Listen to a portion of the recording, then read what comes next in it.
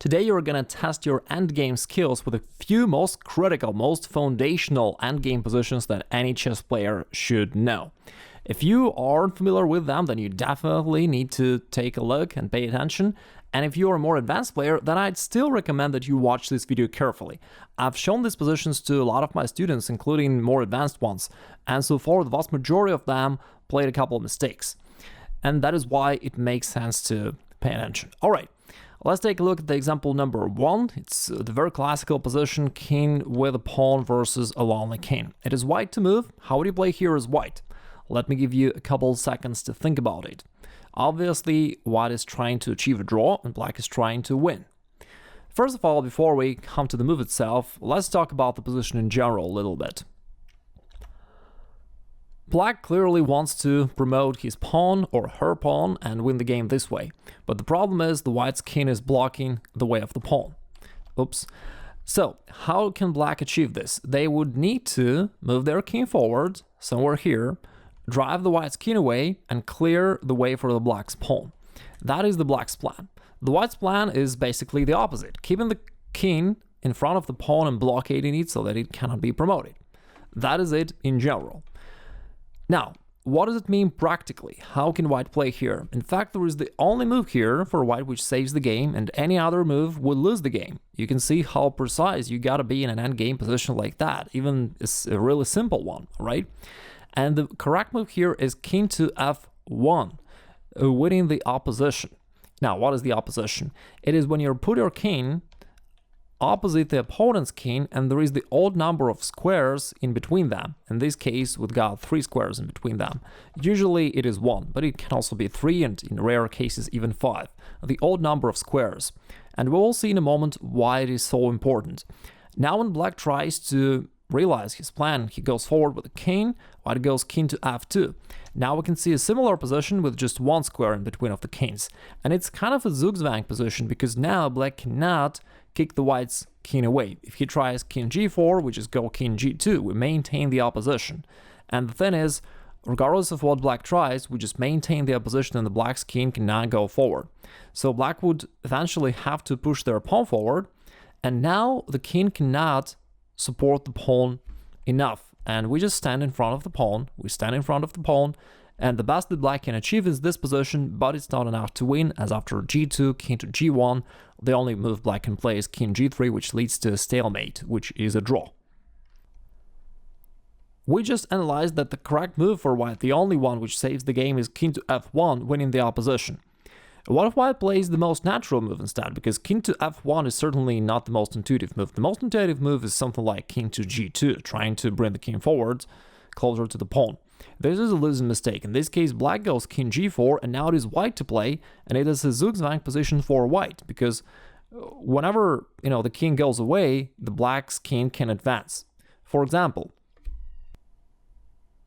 if the king goes to h2, it allows black to go forward, king to f3, thus gaining this critical space advantage.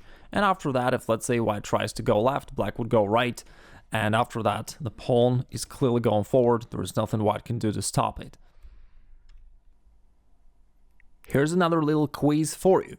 So far, we were talking about this position when it is white to move. But what if it's black to move and your opponent plays king to e4? How do you play here as white? Please think about it for a few seconds, and you may even write it down in the comments below, because it's also interesting. The king to e4 move is tricky. White also has the only move which saves the game, which is the move king to g2. In this case, we're still taking advantage of the same rule of the opposition, but in this case, it's a little twisted. It's the diagonal opposition. And still, this helps white to gradually bring it to the classical or so-called direct opposition, and we already know from the previous example that black cannot make any progress here.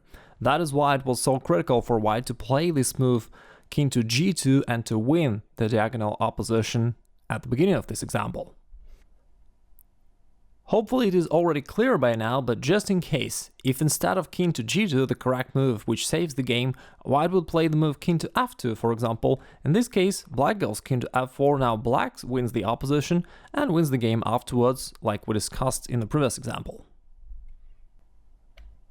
Apart from the rule of opposition, there is another rule which is also very critical to know. It is the rule of the critical square. The square is the square g3 in this example, or if the pawn is on any other line, it is anyway the square on the third row. Well, except for the edge, so I should put it like that, because the edge pawns cannot win anyway. But if the black's king can get control over this square g3, 2 squares away from the promotional square, then it is a win for black regardless of the move order. Whether it is white to move or black to move, black wins. And it is also a very good guideline to keep in mind while playing positions like that. If it is white to move, then black wins normally, like it always happens when black wins the opposition. For example, king goes to h1, then black goes the other way, and after that, the pawn is easily promoted. If it is black to play, then it looks like white won the opposition and he should hold a draw, but in this case it does not really happen because black got control over this critical square and black wins anyway. So after king to h3, king h1, g3, king g1 and pawn to g2, now white is forced to move their king away, and after that black will promote their pawn on the next move. Therefore, it just goes to show how black can win this position if they can only bring their king to the key square. But there's one really nasty trick here which I want to share with you. Imagine you're playing this position as black and it is your turn. At first it looks like you got the critical square, you should win, and now you just need to move your king somewhere, either to h3 or to f3, and you're winning the game. Is this correct? Not really. You really gotta move your king to h3, because if you play king to f3, there is one little known trick, which I've never seen actually in chess books. Well, perhaps it is covered somewhere, but it's still not very known. In this case, instead of going king f1, which would just lose the game, you've got a really tricky move, king to h2. And now if black continues with pawn to g3, that after king h1, all of a sudden it is a draw, which is a big surprise for black. The thing is, if they go king to f2, then you can see what's the problem. It's a stalemate. It would win actually if we move the position together with a pawn somewhere to the left, and white's king would have some extra space on the right to go to, but in this case it is just a draw. In this variation there is another similar line. If black plays an incorrect move king to f3, then after king h2, this key tricky move. So far we've seen that g3 would lead to a draw. What if black goes king to f2, another standard way for black to win the position? In this case, king goes to h1, and if black goes g3, it is once again a stalemate. And I actually saved myself a couple blitz games using this trick, because it's not very known, and it looks like black already won the game, so naturally he's relaxed, he thinks that it's just to move the pawn forward, but all of a sudden it's a draw. By the way, if you're enjoying this so far, consider subscribing so that you can support our channel, because around 80 or 85% of people who are watching these videos are not subscribed. And of course, if you do, that's a little click for you, but that would support my channel and help me to develop more new content for you. So thank you very much. Now let's test your skills so that we can check whether you really got everything or not. I'm gonna show you 2 puzzles. Here's the puzzle number 1, and your task is to think about it and to write it down in the comments below whether white can win this or not, okay? This is the puzzle number 1. It is white to move. Can white win, or is it a draw? Think about it and write it down in the comments below. And here's the puzzle number 2. And the task is the same. It is white to move. Can white win, or is it a draw?